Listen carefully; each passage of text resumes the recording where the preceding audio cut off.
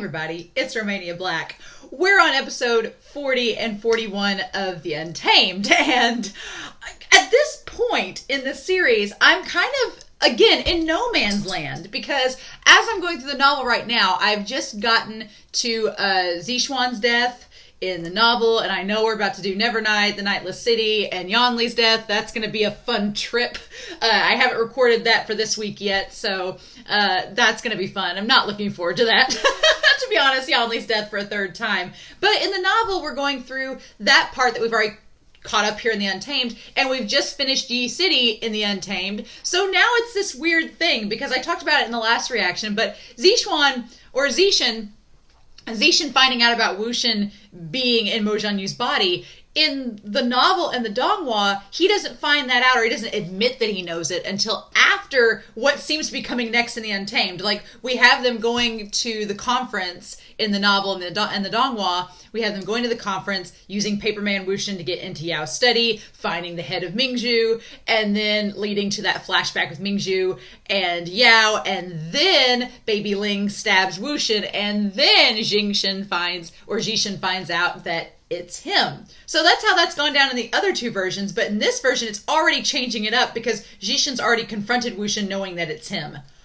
So, so I'm like, I assume that next we're going to do the conference and get the key deviation and all that flashback with Yao and Mingjue. But at this point, because The Untamed is handling this in such a linear fashion, and the novel and the Donghua go back and forth so much, it's going to be interesting seeing how this series actually does these last 10 episodes. We're on the last 10 episodes. The last fifth of the season. Crazy talk, right? And I still have the two movies that I want to watch and react to, so there's going to be that. But I'm kind of amazed that we're already here, and we've got 10 episodes. Which granted, these episodes are like 40 minutes long. There's a lot of ground you can cover in an episode. So I'm going to be very curious to see in a linear format how this looks compared to how the novel is going to do it. Because the novel has already gone through Yao and Mingjue's head and the empathy where he goes in and sees Mingjue's flashback with Yao. We've already seen that in the novel and the Donghua. So that part isn't going to be too surprising. I'm going to be interested to see how they do it and how with censorship they tackle some things, but that's going to be fun. But then after that, the Donghua, as you all have noted, kind of glosses over and condenses a lot in the burial mounds when they're all confronted, and in the Guangyan temple, that part's all very condensed. So a lot of you said that there's so much being left out and altered in the Donghua that I'm going to be curious, because that part of the story, the final act of the story and the resolution in the Donghua, is so different, I feel, than how the novel is going to tackle it in the audio drama and how this is going to handle it, that I'm very curious. Very curious to see what ends up happening. So I'm kind of in no man's land. I don't know what exactly. I know a little bit of what will probably go down in these two episodes to an extent. I don't know how much we're going to get, but I'm excited. And we haven't seen Qin Su. We're going to see Yao's wife in this. Zishan's going to deal with the fact that Yao has a wife against all odds. So, But yeah, I had the day off today because there's a big ice storm outside, so I had the day off, and I poured myself a cup of coffee, and I'm like, you know what? We're just going to watch The Untamed. We're going to watch ahead a little bit. Because why not? So, let's do this, shall we? I'm really excited to dive into this and see what all goes down. But in any case, we are going to start this reaction here to The Untamed, episodes 40 and 41, here in 3, 2, 1, and let's go.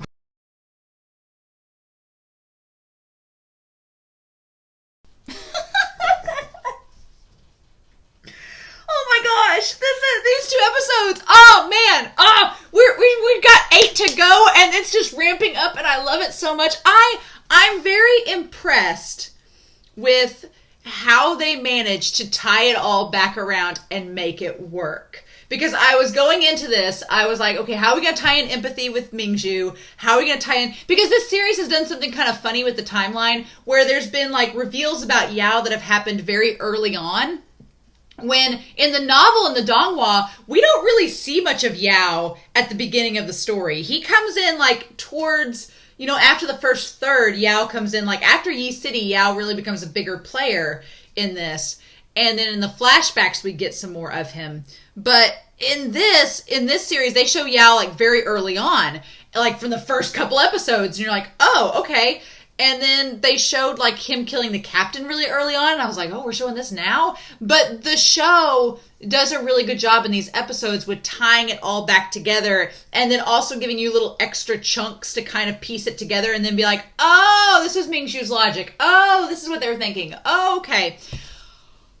Oh, Yao, my dude. Oh my gosh. Yao, his character. Several of you have pointed out, you were saying that in this series, Yao is presented in a much more darker light than in the other adaptations. And I would agree with that.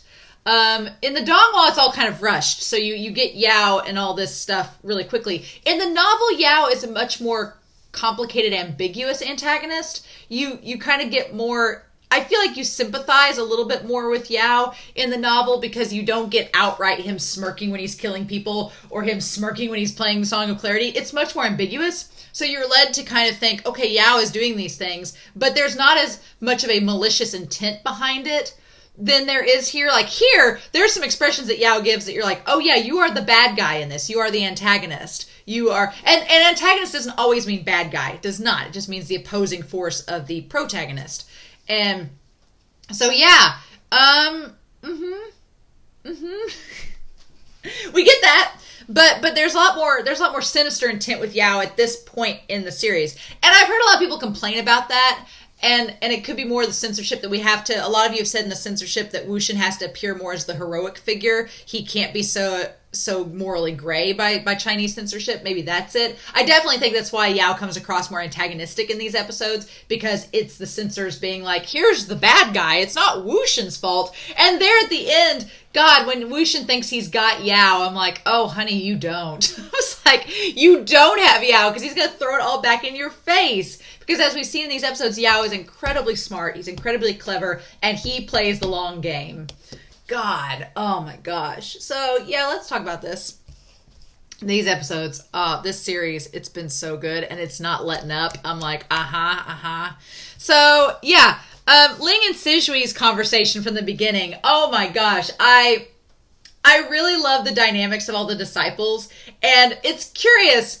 They didn't tie in, of course, I'm watching this series now. I know why y'all freaked out in the Dongwha when Wanji had Wuxian tied up with the forehead ribbon, because it doesn't happen here, because censorship. And I'm amazed, actually, in hindsight, watching the Dongwha Season 3, how much they got away with. Like, they got away with quite a bit by these censor standards. But I like that it's so chaste in the Untamed that Sishui and Jingyi get so, like, appalled when they see Wanji carrying liquor upstairs, like, Wanji's gonna drink. It's like, and that's what makes him drop the chicken leg. I do like that in every adaptation, Jingyi drops the chicken leg, or has the chicken leg in his mouth and he drops it. I do like that that's made it into every adaptation at this point.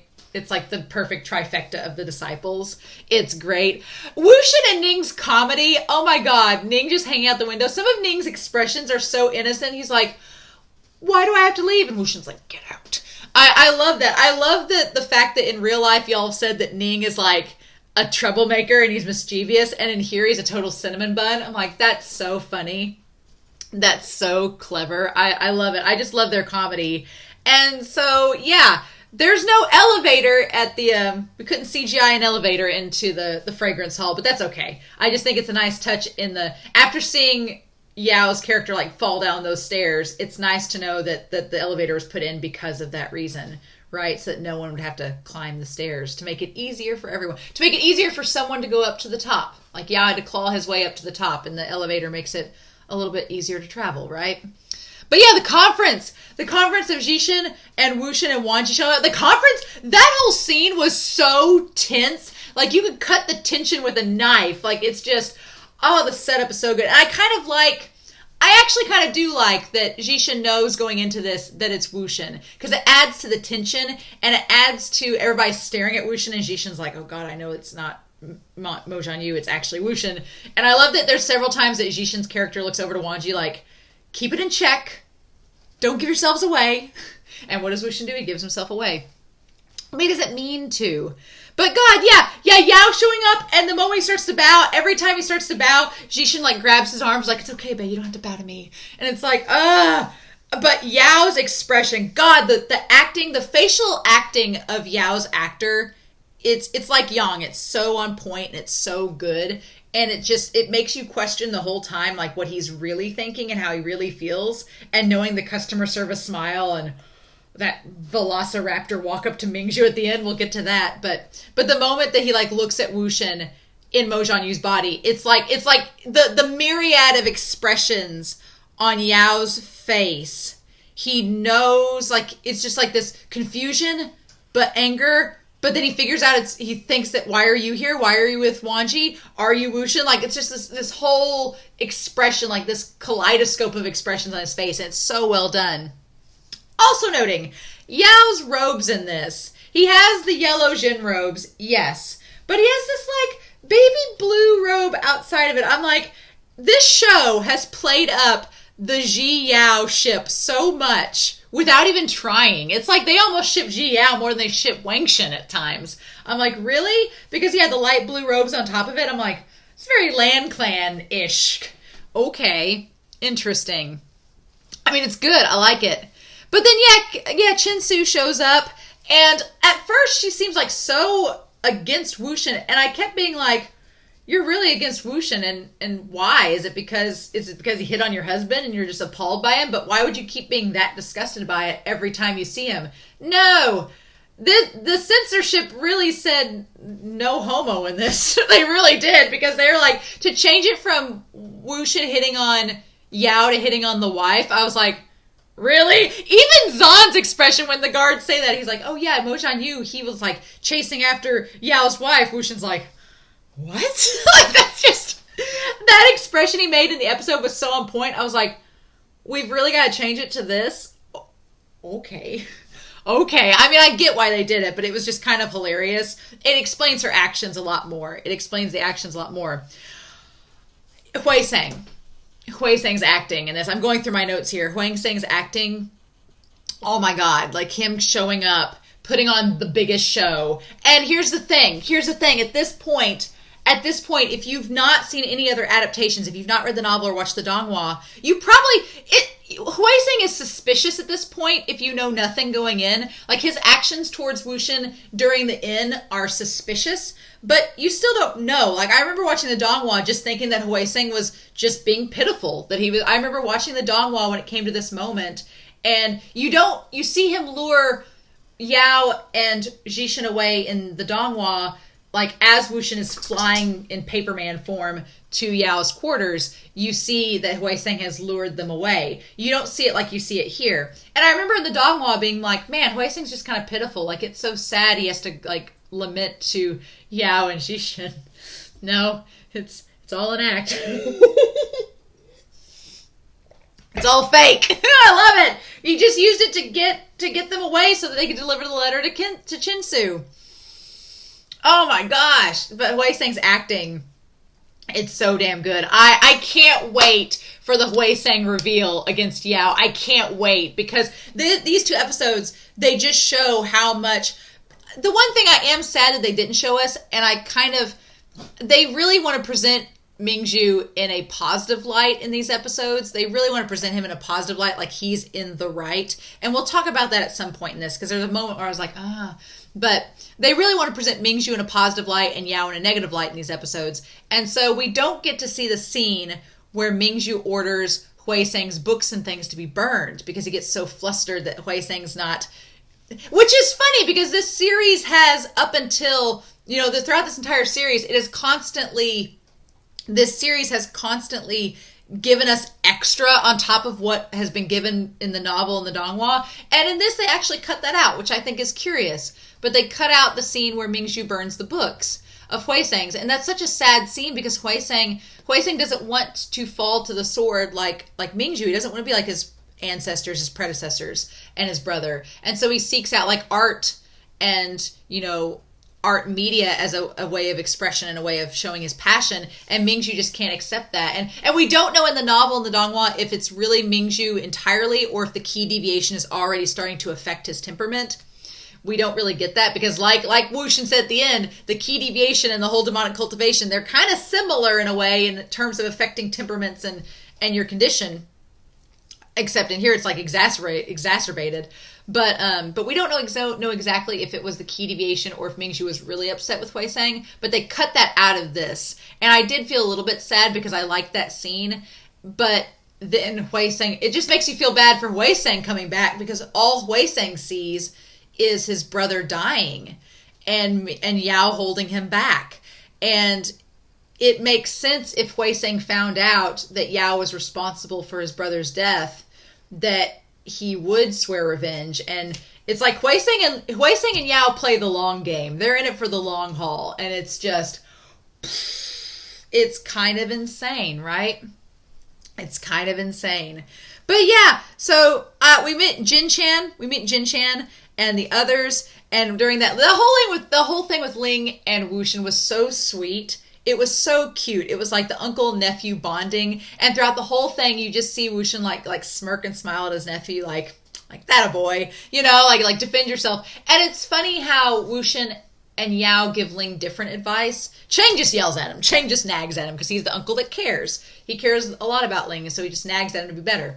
But he's not really very parental or anything like that. But Yao, it's funny that Yao seeks for Ling to be more peaceful and even-tempered, and Wuxian's like, just get all your system now. Like, they're totally opposites, and I think that's interesting that they handle Ling in such a different way. But I guess in the novel, I would argue that it both come... In here, it's a little bit harder to justify because they present Yao in such a negative light in these episodes. In the novel, it makes more sense because in the novel, Yao is presented in a little more morally gray, where Yao is trying to do good. It's just he also has his own ambitions, and that's what gets him, you know, into the morally gray area. But he does, for the most part, seem to want to care about the every person and strive to make the society there better, because he knows he knows how society has treated him so far, and he wants to change that. So it's like, okay.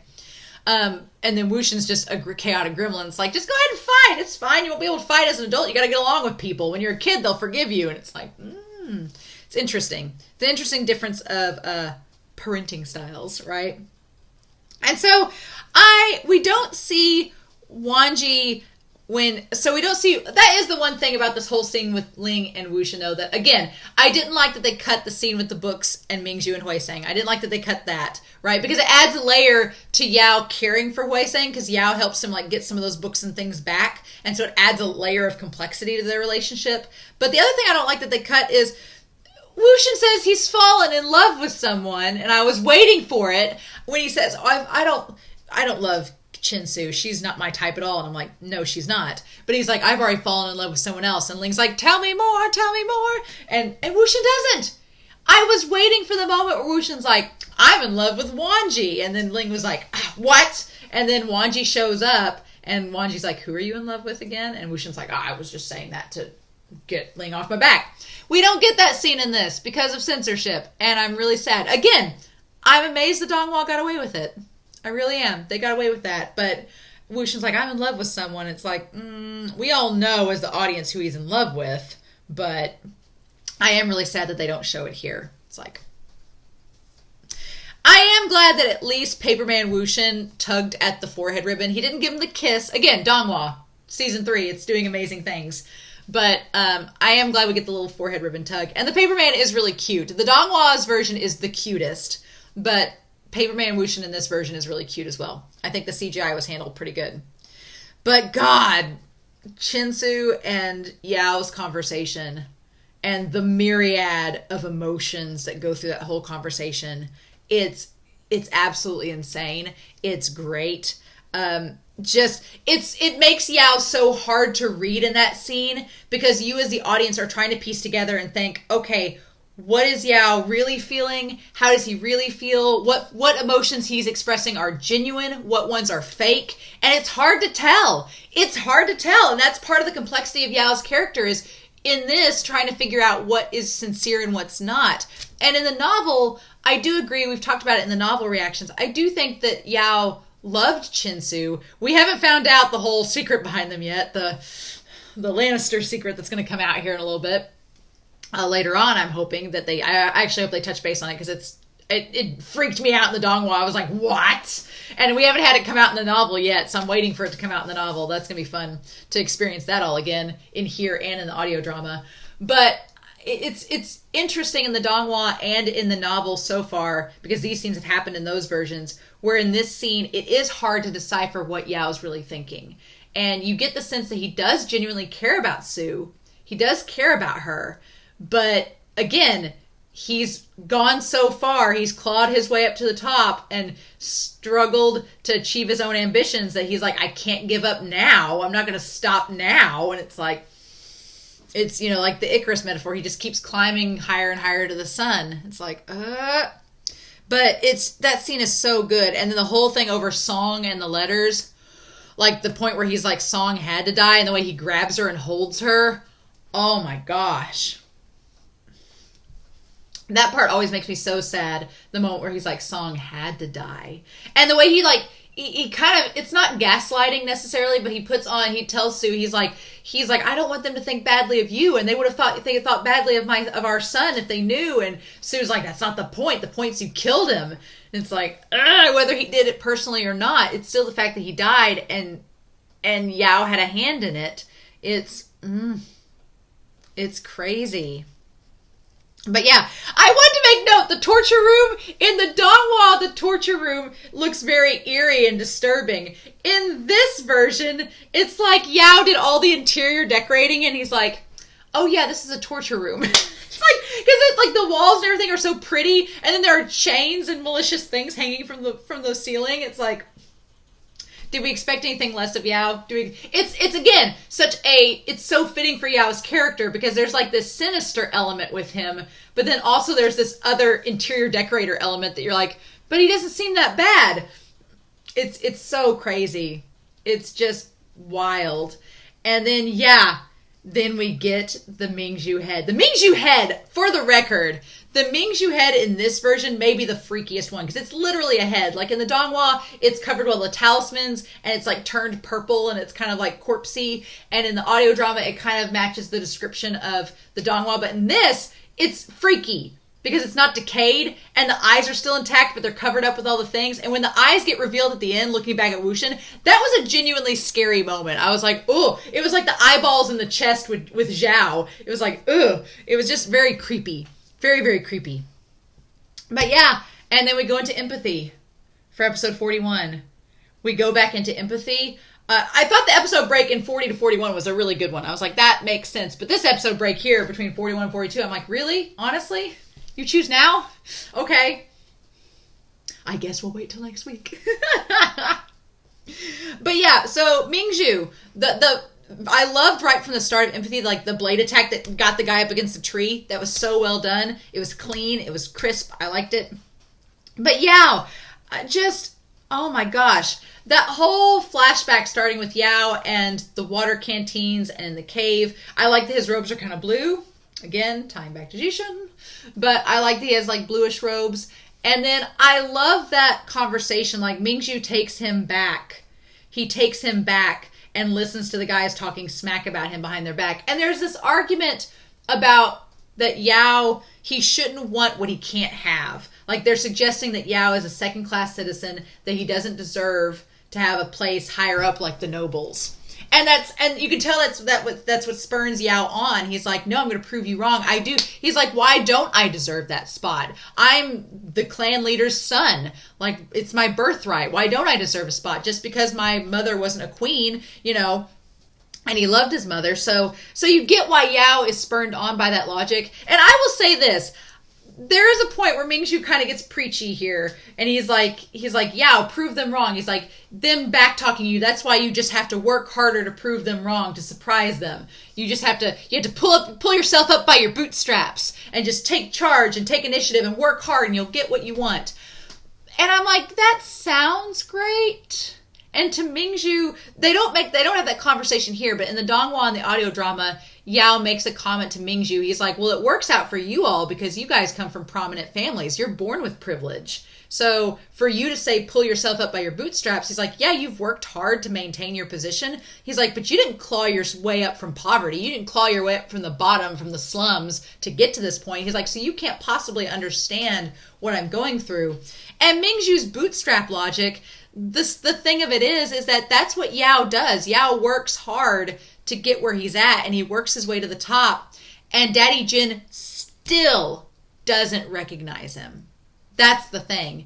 By Mingjue's logic, Yao working hard, he should get himself that esteemed. He should be Ziyao. He should be Ziyao. Daddy Jin's recognized son, and should have this place of equality amongst his father and his siblings. But he doesn't.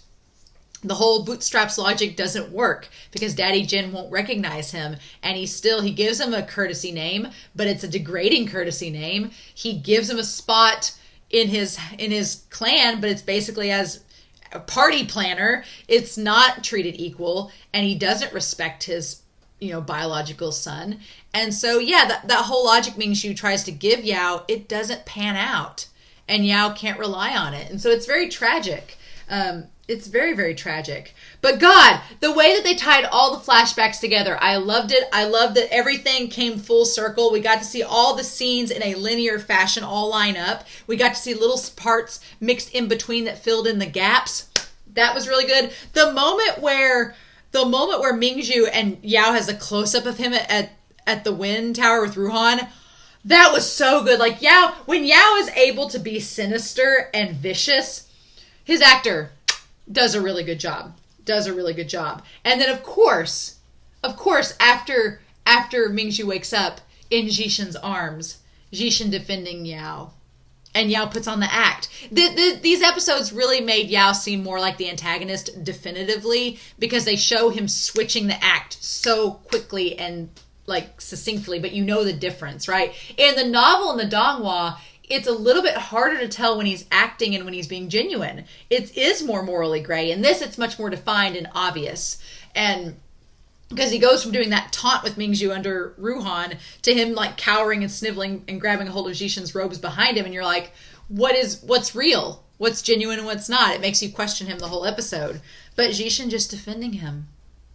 And saying, and Yao set it up where he's like, I did give you the location. I did do all this hard work, so I can't be that bad, right? And Jishin defends him.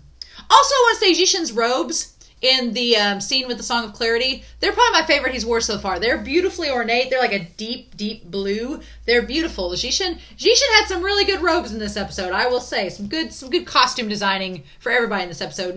Mingjue had some good robes. Yao's robes are good. Everybody did some good costume design in this episode, for the record. But God. And then the Ji Yao stares during the Song of Clarity. I'm like, get a room.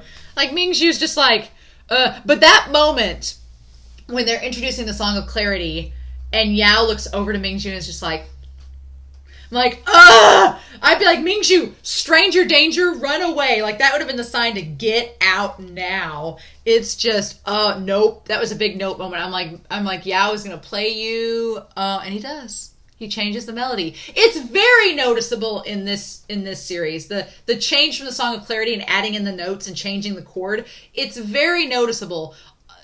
Almost to the point where I'd be like, if I were Mingjue, I'd be like, this doesn't sound the same. But I get that they have to make it obvious for the audience because we don't have time in the episode. Oddly enough, we don't have time, if you can believe it.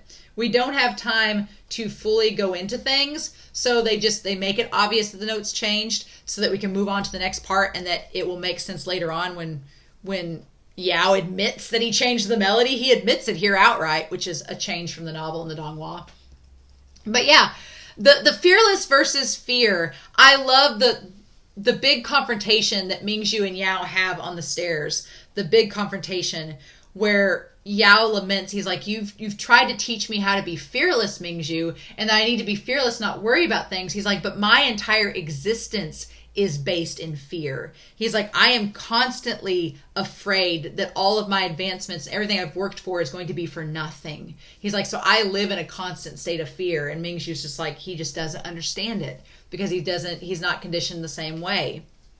And then there's this talk about the justification of murder. He tries to pin it. Yao's like, well, you've killed all these people. How are you any different than me? And Mingjue, it's like, there's this conversation about justice versus self-satisfaction.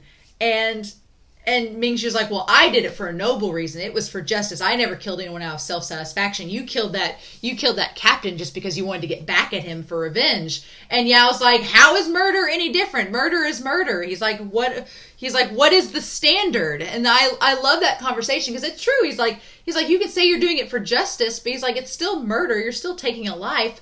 Who created the standard and who upholds it? It's like, it's a great conversation. And then Mingjue throws at him. He's like, well, Yao throws out the thing. He's like, in order to achieve your own goals, in order to make the world better, sacrifice is necessary. And that ties to the whole thing with song. That ties to the watchtowers. It ties to so many things. He's like, sacrifice is necessary to make a change, right? It goes back. I'm watching another series, Arcane, and the title of the episode is The Violence Necessary for Change. And there's a big conversation about all the same themes in that, right? And here, Mingjue throws back at him in response to that. He's like, well, if you really want to change things, why not sacrifice yourself? Why sacrifice others? And saying, do you think your life is worth more than the lives of others?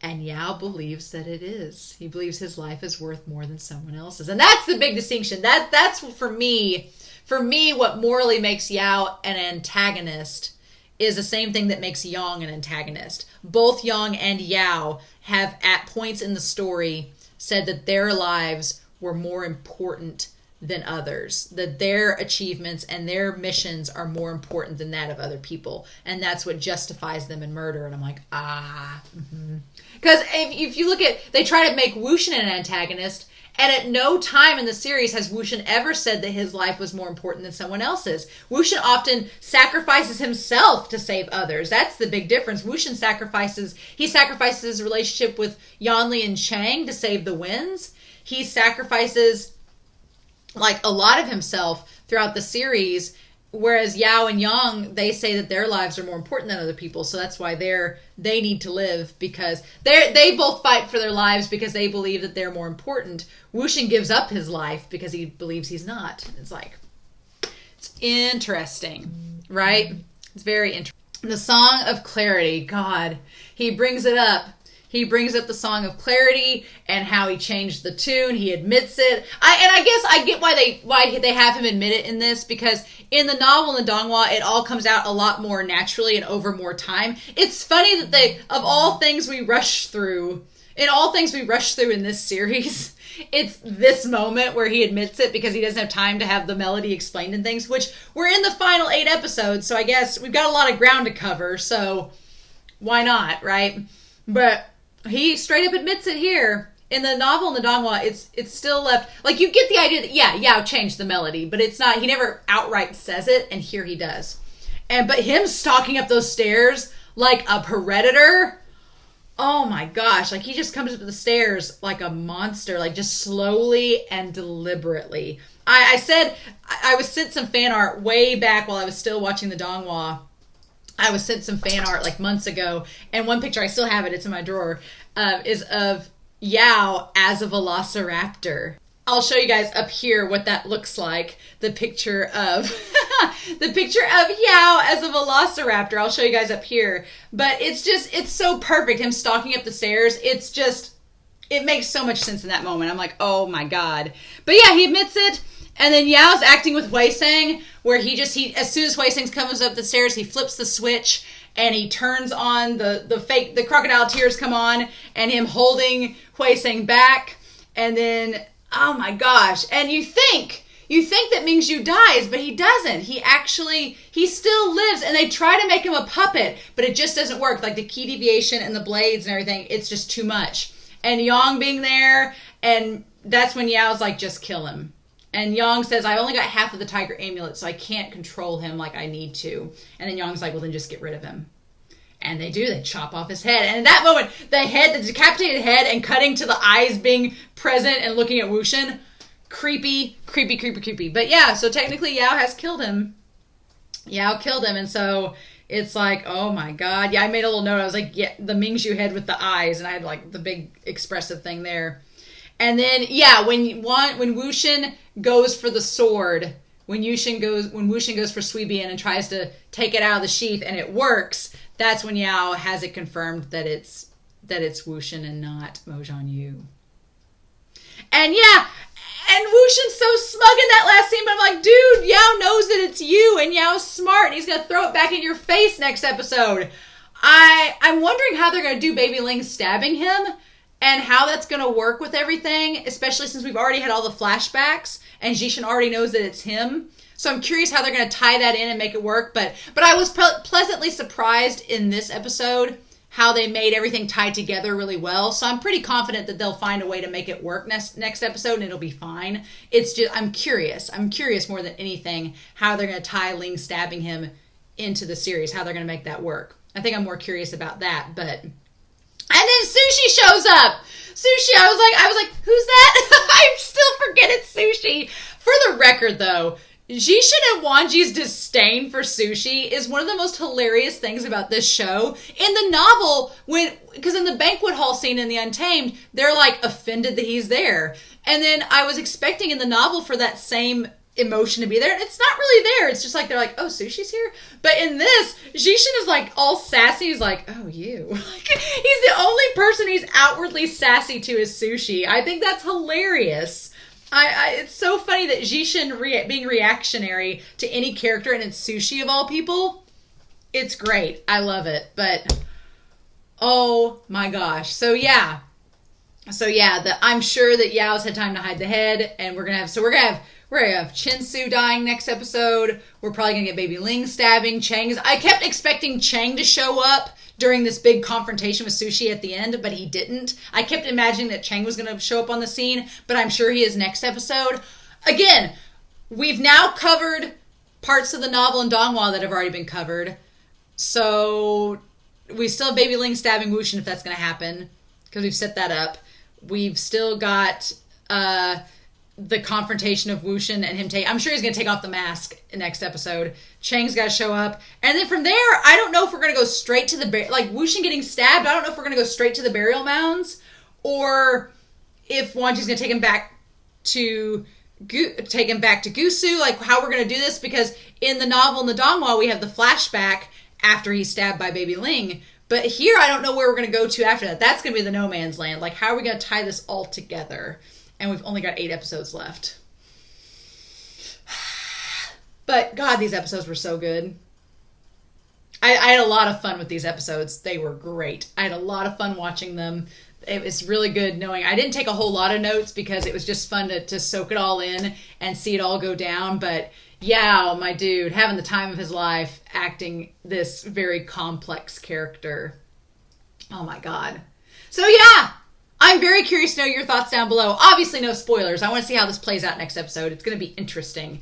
But no spoilers, but I'm so ready to see what's going to go down. So in the meantime, I hope you all have a wonderful week. Please stay safe. Take care. And yeah, next time we're going to be doing episodes 42 and 43 of The Untamed. I can't wait. See y'all then, guys. Bye.